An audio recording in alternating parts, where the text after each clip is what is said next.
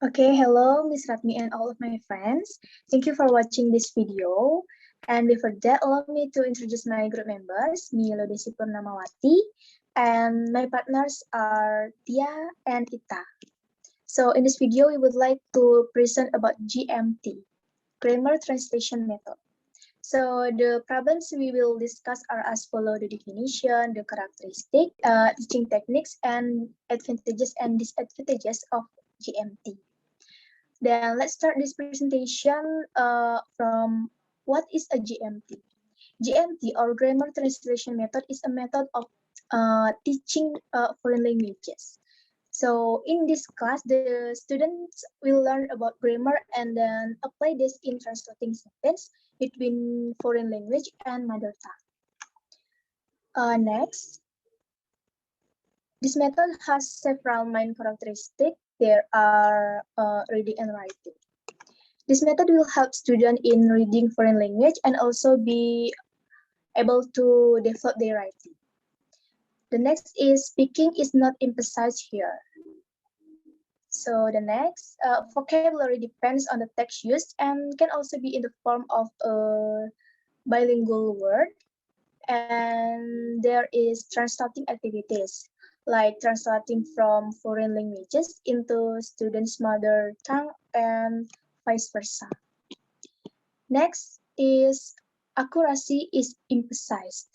The students are expected to have high standard of ability in translating language correctly and in accordance with grammatical rules. That's it. So the next, deductive teaching. The teacher here teaches by providing structured explanation. And next is teacher hold authority.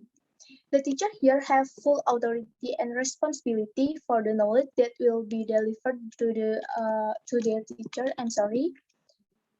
Okay, next we will continue to number 8.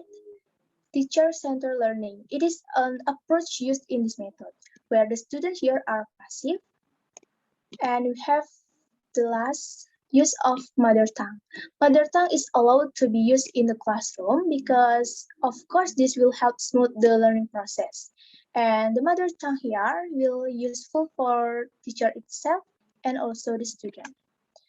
Okay, guys, I think that's all from me. The next explanation will be continued by my partner Ita.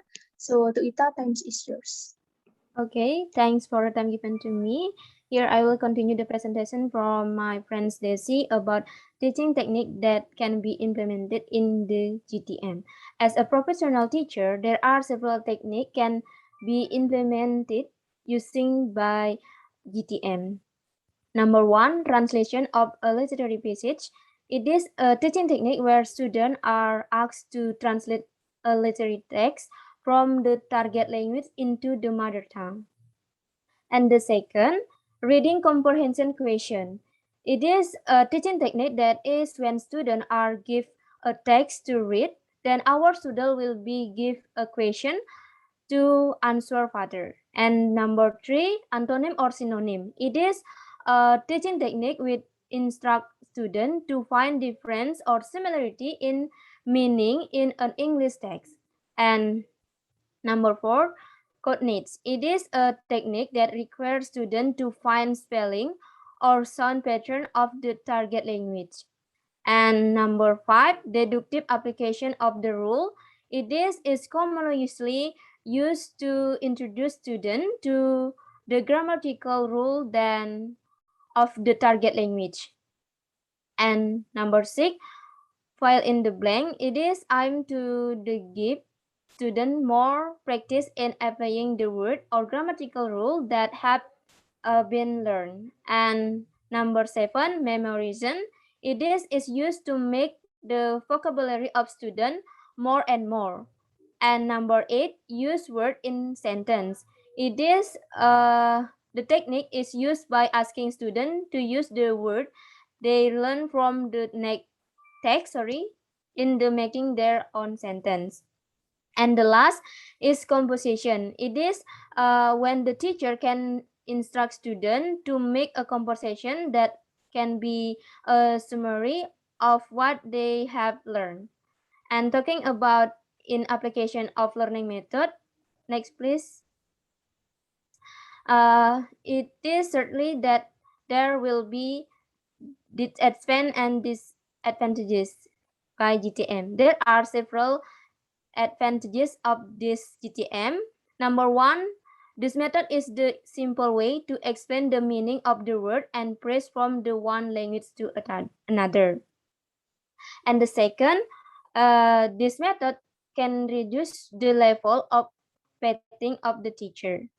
And number three, the method can make it easier for students to learn a foreign language. And number four, students learn to read and write in the target language correctly, and so on. And next, talking about disadvantages of the GTM.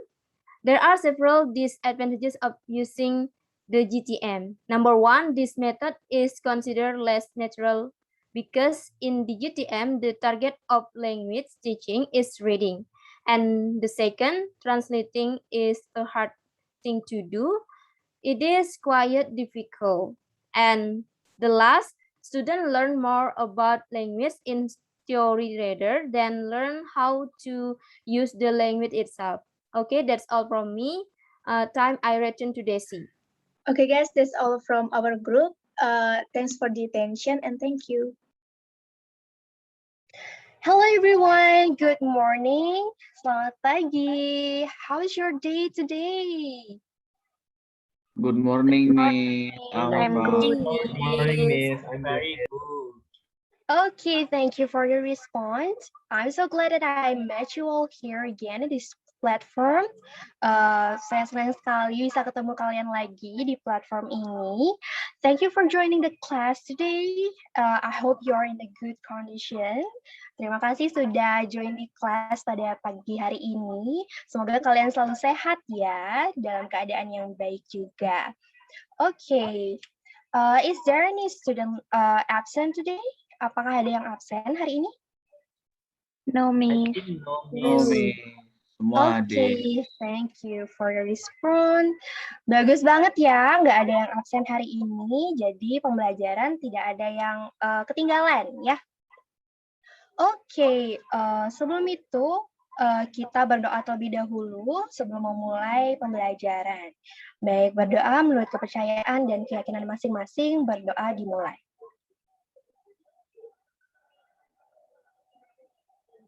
Oke, berdoa selesai. Okay, students, are you ready to join the class today? Udah siap Yes, belum? Yes. Oke, semangat dong, yang semangat. Semangat. Yes, Miss. Yes, Miss. Okay, thank you for the response. Okay, before we start our material today, would you like to open your camera, please? Apa kalian bisa hidupin kamera ya? Bisa, Miss. Okay, thank you, my dear. So that I know that you are here with us and with me, of course. Jadi saya tahu kalian ada di sini dan mengikuti pembelajaran saya dengan baik. Okay. Terima kasih untuk yang bisa turn on the camera. Dan untuk yang belum bisa, semoga nanti next week bisa ya. Oke, jadi kemarin I already sent you the material about the simple past tense. Have you read it yet? Kemarin saya mengirimkan materi mengenai simple past tense. Apa kalian sudah baca itu semua? Sudah, Miss. Sudah, Miss. Not yet. Belum. Sudah, Miss. Okay, I already heard that some of you already read the material. Jadi sebagian dari kalian sudah membaca materinya ya, bagus banget. Untuk yang belum, pastikan untuk minggu depan kalian baca materinya ya sebelum join ke kelas. Oke, thank you Dayu. Oke, sebelum itu izinkan saya untuk share screen terlebih dahulu untuk materi kita hari ini. Oke, apakah share screen saya sudah terlihat? Sudah, Sudah, Miss. Miss. Oke, thank you for the response. Jadi seperti halnya yang sudah saya berikan materi kemarin, maka pembahasan kita kali ini adalah mengenai simple past tense ya. Nah, sebelumnya apa sih itu simple past tense? Simple past tense akan saya jelaskan secara simpel ya. Simple past tense adalah sebuah pola atau aturan kalimat yang menunjukkan sebuah aktivitas yang telah terjadi di masa lalu atau di masa lampau. Nah, seperti di slide selanjutnya. Nah, di sini ada bentuk-bentuk dari bentuk-bentuk dan rumus serta contoh kalimat dari penggunaan simple past tense, seperti bentuk positif, negatif, dan juga interrogatif. Nah, rumus dari simple past tense ini adalah subject plus verb to. Oke, subject plus verb to. Nah, untuk kalimat nominal, simple past tense to be-nya berubah menjadi verb to juga, yaitu menjadi was atau were. Oke. Nah, untuk simple past tense juga menggunakan keterangan waktu yang menunjukkan kejadian di masa lampau atau di masa lalu dengan seperti contohnya kata-kata seperti yesterday atau kemarin, last week atau minggu lalu, last Friday atau Jumat lalu, dan sebagainya. Nah, seperti yang kalian lihat di screen pada saat ini, untuk kalimat bentuk positif itu ada verbal, dengan rumus subject plus verb to, dengan contoh she bought a new book yesterday, yang artinya dia membeli buku baru kemarin. Nah, untuk yang nominal, subject plus was or were, plus nominal, contoh kalimatnya, the case was hard to solve, yang artinya kasus itu susah untuk dipecahkan. Kemudian ada bentuk negatif, contohnya rumusnya subject plus did plus not plus verb one. She did not buy a new book yesterday. Seperti itu. Nah, untuk yang interrogatif seperti contohnya di verbal, did plus subject plus verb one, yaitu contoh kalimatnya, did she buy a new book yesterday? Gitu. Apakah dia membeli buku baru kemarin? Nah, sampai situ, apakah kalian ada yang ingin ditanyakan? Apakah kalian mengerti dengan materi yang telah disampaikan? Mengerti, Miss. Miss, it's clear. Yes, Miss. Oke, thank you all. Jadi tidak ada pertanyaan ya mengenai rumus ini. Maka untuk mengetes pemahaman kalian, for checking your understanding of this material, we're going to do practice. Kita akan melakukan practice. Kita akan fill in the blank. Jadi kalian akan mengisi kekosongan-kekosongan yang ada di kalimat ini. Nah, bukan di hati kalian aja, tapi di kalimat ini kalian harus mengisi kekosongan yang ada ya. Oke, untuk yang pertama saya akan contohkan. The crocodile, bla bla bla, hungry. Apa kata yang tepat untuk mengisi kekosongan di kalimat tersebut? Ada yang tahu? Mimi. Oke, Trisna. Crocodile was hungry. Oke, good job. Benar sekali. The crocodile was hungry. Bukan is hungry ya, because this is the simple past tense. Oke, kita lanjut ke yang selanjutnya, yaitu yang nomor 2. He blah blah blah the gold in the box. Siapa yang tahu? Siapa yang mau jawab? Miss. Oke, Budi. Go on. Okay, thank you for the number 2. The answer is found. He found the gold in the box. Ya, benar sekali. He found the gold in the box. Dia menemukan emas itu di dalam box. Ya, benar sekali, Budi. Thank you. Okay, thank you all for participating and fill in the blank. Jadi kalian sudah mengisi kekosongan-kekosongan atau kalimat-kalimat yang rumpang di dalam sentences ini ya. Terima kasih karena kalian sudah melakukannya dengan sangat baik. Jadi bisa saya simpulkan bahwa kalian sudah mengerti kata-kata yang tepat untuk ada di suatu kalimat ya. Oke. Nah, selanjutnya nih, let's move on to the other. Here I have a short story. I need you to read it first, or maybe we can read it together. Okay, let's start it. One autumn evening, Charles and Beth went to the theater. They attended a play. The play started at 7 p.m. Charles and Beth enjoyed the theater. Nah, setelah membaca bersama-sama tadi, apakah kalian mengerti semua atau seluruh kata atau seluruh makna dari short story tadi? Bagaimana anak-anak?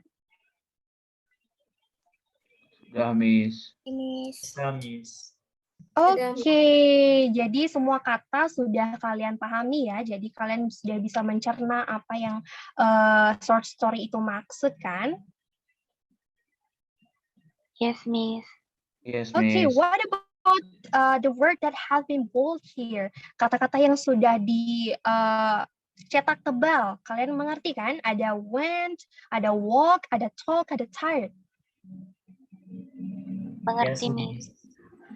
Oke, karena kalian sudah mengerti dan tahu apa makna dari kata-kata yang sudah dicetak tebal tadi, so I need some student to use some of the word that have been bold here to make a sentence. Oke, siapa yang mau jadi yang pertama? Satya, Miss. Oke, Satya, please go on. Ini ya. Okay, Miss. So I will use the word tired. Jadi contoh kalimatnya yaitu I was very tired last night. Okay, great example ya. Jadi you already understand about the use of the word. Jadi kalian sudah bisa memahami gimana cara pakai suatu kata di dalam kalimat. Is there any question terkait dengan materi ini? Apakah ada yang kurang dipahami atau ada pertanyaan? No, Miss. Clear. Okay, thank you so much for joining this class today. I already see some of you are understand the material really well. I'll send the assignment for today's meeting in a WhatsApp group, and I hope you are stay healthy. Let's end our discussion for today. Thank you so much, guys.